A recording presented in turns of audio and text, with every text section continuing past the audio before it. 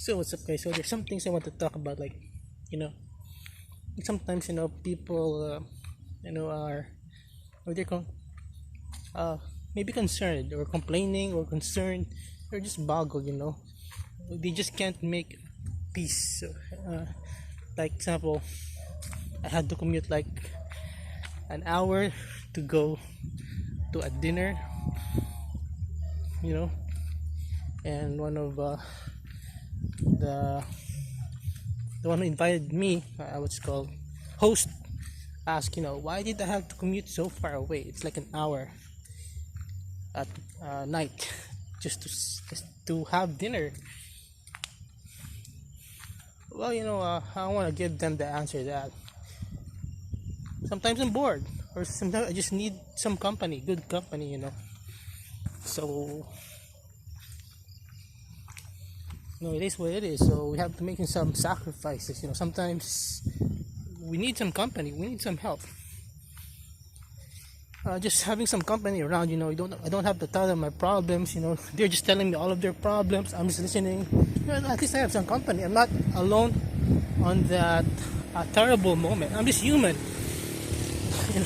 I can't always handle all the problems by myself. I'm just human. I'm not a machine. I'm not a Terminator. So it just came up my head. I'm walking. I have to walk like maybe 25 minutes home. Have to go to the 7-Eleven just to have some coffee, get some air. Some stupid toxic people. Yeah. Because sometimes it's annoying and frustrating. You're trying to be independent. You're a millennial, and those older people. What's before millennial? I can't remember. They had everything. That was good life for them. They have a free house, free car, free free trust fund, free generational wealth. Sometimes, most of the time, they're the ones next in line, or their family just has too much wealth. For me, our generation wealth, the next in lines are still alive. So I don't have a claim to that. So I have to, like, 99% of what I have, I had to work hard by myself. So not relying on our family's generational wealth. So I want to answer those people. I live far away. Why have to travel to the city an hour so far away just to have dinner? That's, what can a Gen Z afford? What can a millennial afford these days?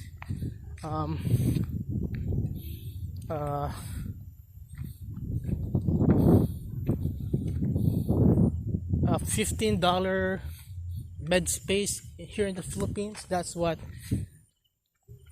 millennial and Gen Z can afford these days. So it's that bad. So I just had to make do with what I have. So this is the only option I have to live even further away from the city. It's like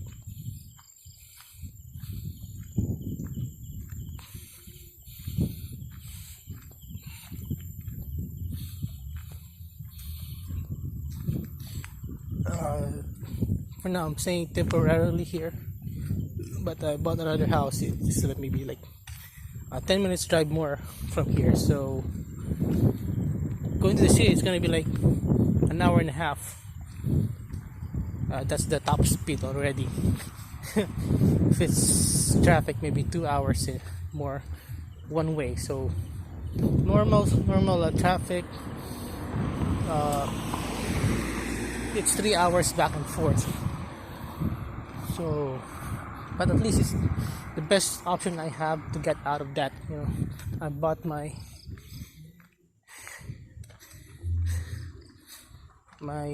bigger house, 2 bedrooms, 2 floors.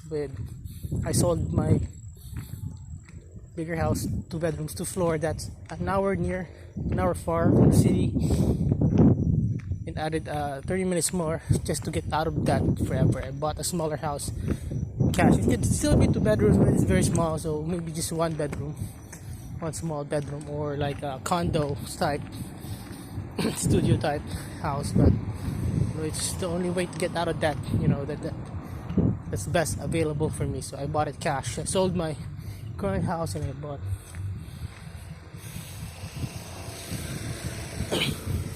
a smaller house cash. So at least it's easier to clean,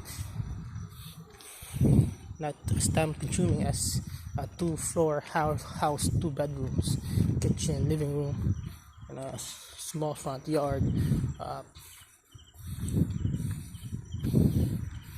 Life is hard.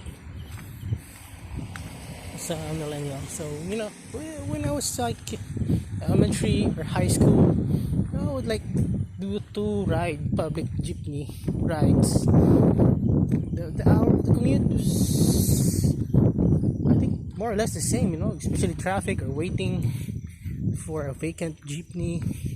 Back then, we didn't worry too much. It was as far as I'm concerned, it was as far as now. Especially back then.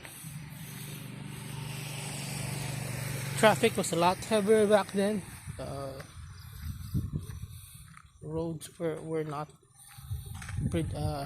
sky bridges were not as developed as during the present. And you had to wait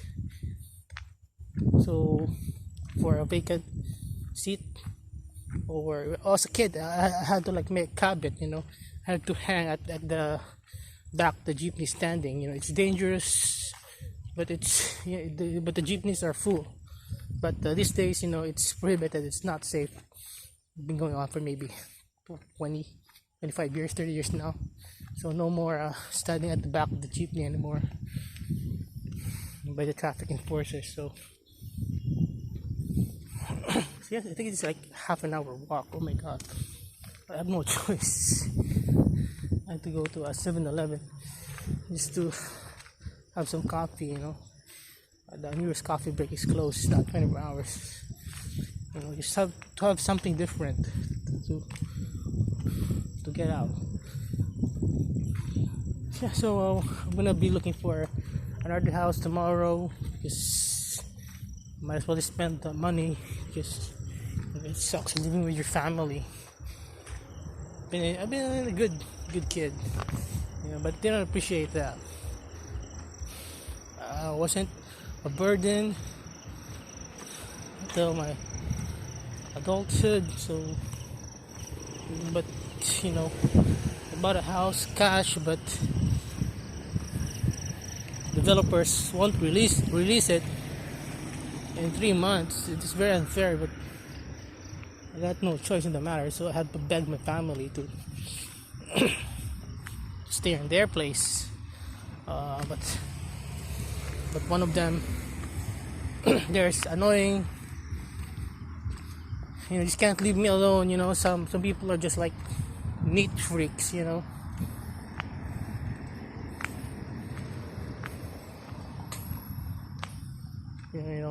My stuff. That's why I put my stuff in boxes, because they're electronics, gadgets, and they need to be in boxes and need to be handled carefully,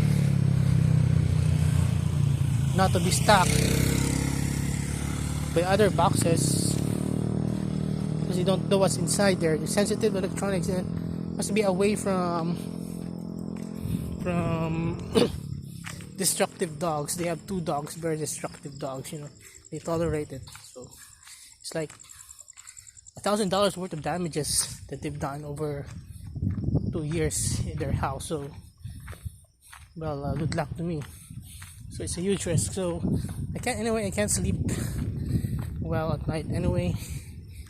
Knowing that they might chew on my stuff, even though they're on boxes and they're on top of tables. Because people there are annoying.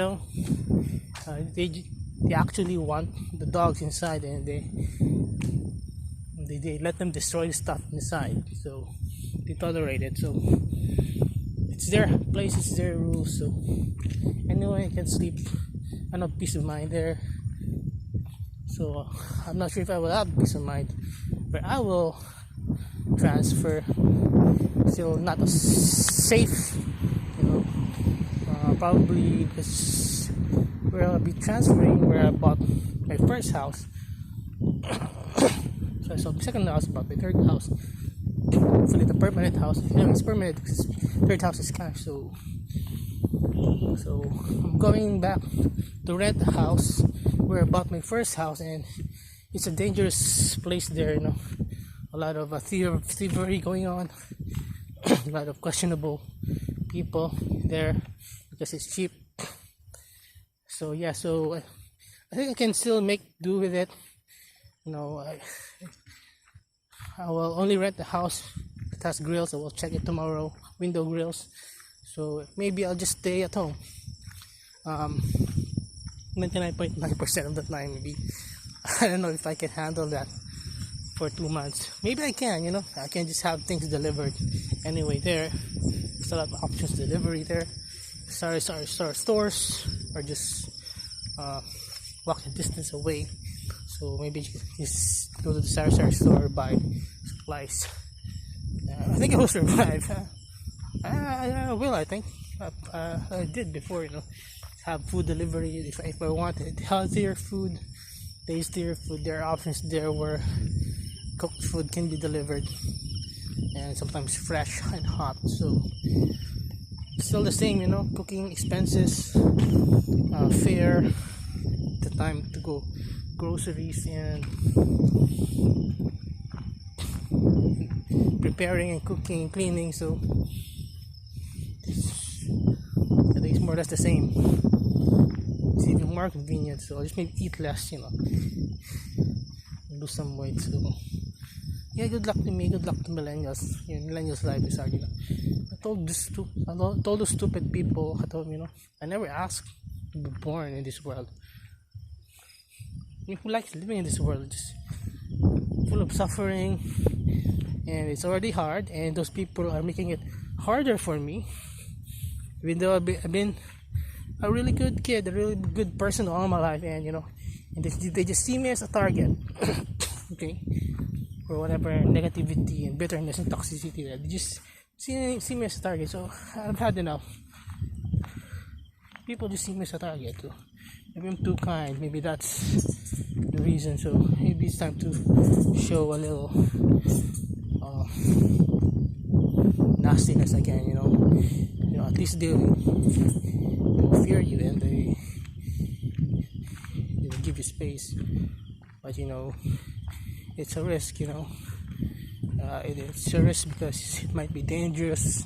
It might cause more problems because I'm being aggressive now. Sometimes some of them will retaliate even though it's their fault. Well, yeah, I've had enough, so I'll just leave before I snap. So yeah, hopefully this week I'll leave this place and just live alone. They'll be bored to death, and it will be more expensive. At least no one's gonna nag me, and no one's gonna pick on me, and I won't have to retaliate.